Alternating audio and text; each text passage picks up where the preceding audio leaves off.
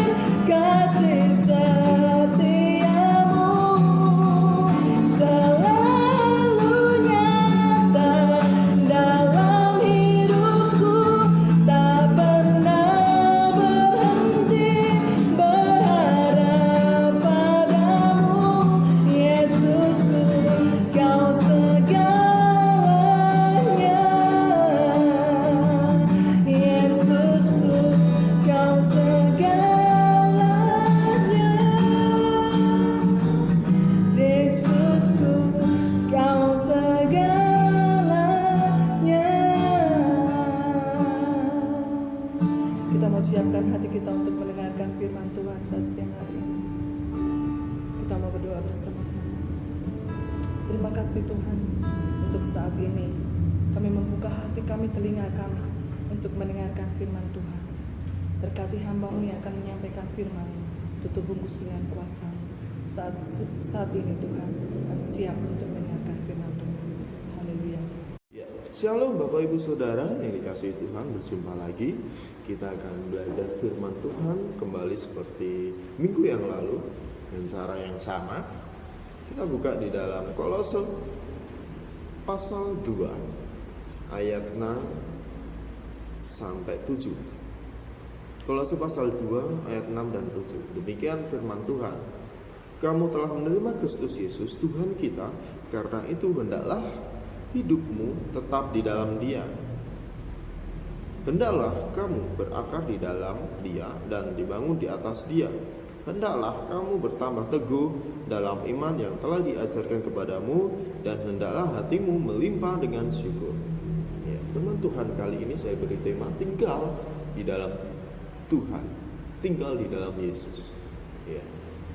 Bapak Ibu Saudara yang dikasihi Tuhan, banyak orang yang mengaku dirinya sudah percaya Yesus, mengaku dirinya adalah orang Kristen, tetapi hidupnya masih belum tinggal di dalam Yesus, atau hidupnya masih di luar Kristus. Ya. Sebagai orang Kristen yang sudah ditebus Tuhan dari dosa, kita harus tinggal di dalam Yesus. Bukan seperti ini Bapak Ibu. Jadi kita sudah ditebus dosanya, kemudian ya sudah seperti itu, selesai. Kita sudah menerima keselamatan, kemudian selesai. Bukan seperti itu. Tetapi ketika kita sudah ditebus oleh Tuhan Yesus, kita harus tetap tinggal di dalam Dia yang sudah menebus kita, yaitu Yesus Kristus, supaya hidup kita itu semakin hari semakin diberkati, dan hidup kita itu menjadi kemuliaan nama Tuhan dan orang lain diberkati. Seperti itu.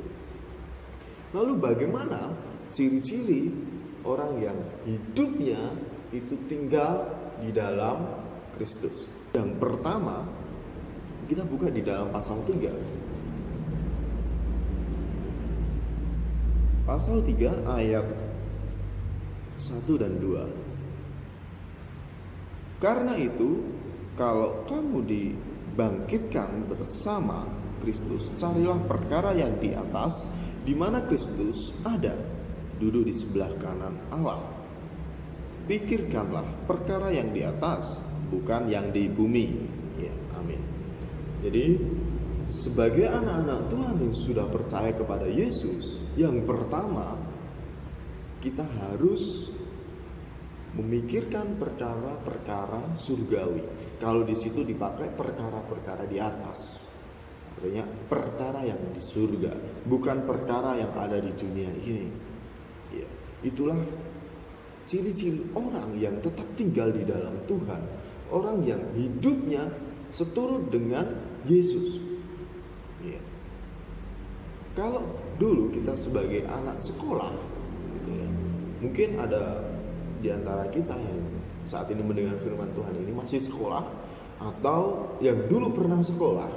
Namanya anak sekolah, berarti dia harus tetap tinggal di dalam sekolahan dalam waktu yang sudah ditentukan, dari jam dia masuk sekolah hingga dia pulang sekolah. Dia disebut anak sekolah. Cuman bedanya kalau anak Yesus, dia harus tinggal di dalam Yesus, tidak ada jangka waktunya. Ya, kita harus tinggal di dalam Yesus untuk selama-lamanya. Seperti itu. Itulah ketika kita sudah ditebus, kita menjadi anak Yesus, kita harus tinggal di dalam Yesus untuk selamanya. Dan ciri-ciri orang yang tinggal di dalam Yesus, meskipun banyak rintangan, banyak godaan, banyak hal-hal yang mencoba menjauhkan kita untuk tetap bersama dengan Tuhan, untuk kita menentang firman Tuhan, untuk hidup secara keduniawian, kita harus tetap tinggal di dalam Yesus dengan cara memiliki pikiran-pikiran surgawi. Yang harus ada di dalam pikiran kita adalah pikiran-pikiran surgawi, bukan pikiran-pikiran duniawi. Bagaimana kesenangan hidup ini bisa terlaksana, tercapai, bisa kita nikmati. Bukan seperti itu semata-mata kita hidup di dunia ini, tetapi kita juga harus memikirkan bagaimana Tuhan dimuliakan, bagaimana pelayanan ini boleh berjalan dengan baik, bagaimana gereja itu bisa berkembang. Itu perkara-perkara surgawi. Bagaimana caranya kita hidup supaya kita menyenangkan hati Tuhan?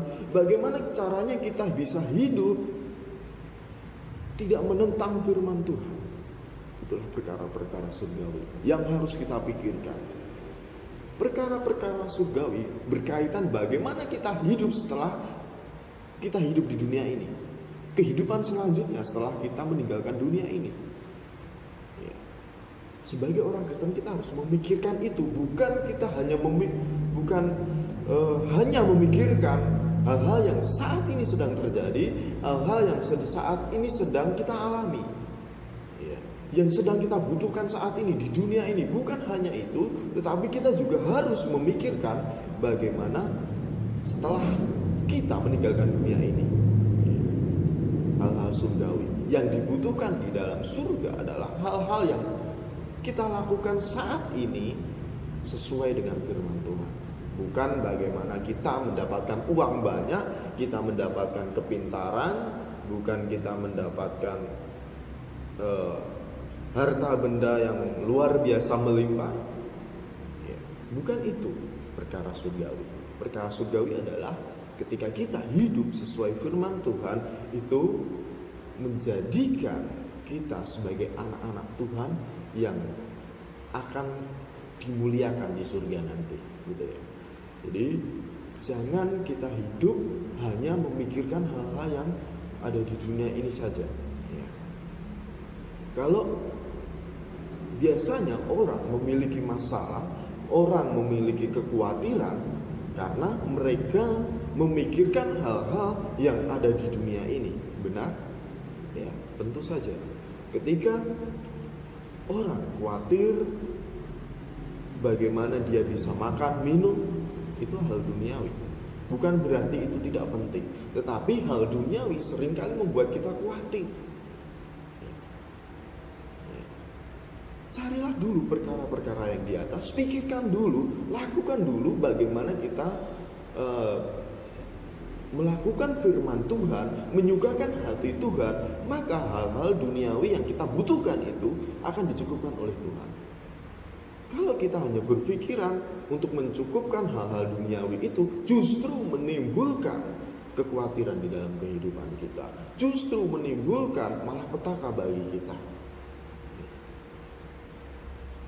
Kita berlomba-lomba mencari harta benda, sehingga kita melakukan hal-hal yang tidak benar untuk mencukupi sebuah kebutuhan, untuk mendapatkan prestasi tertentu, kedudukan tertentu. Kita melakukan hal-hal yang membawa kita pada kecelakaan, membawa kita pada kesukaran.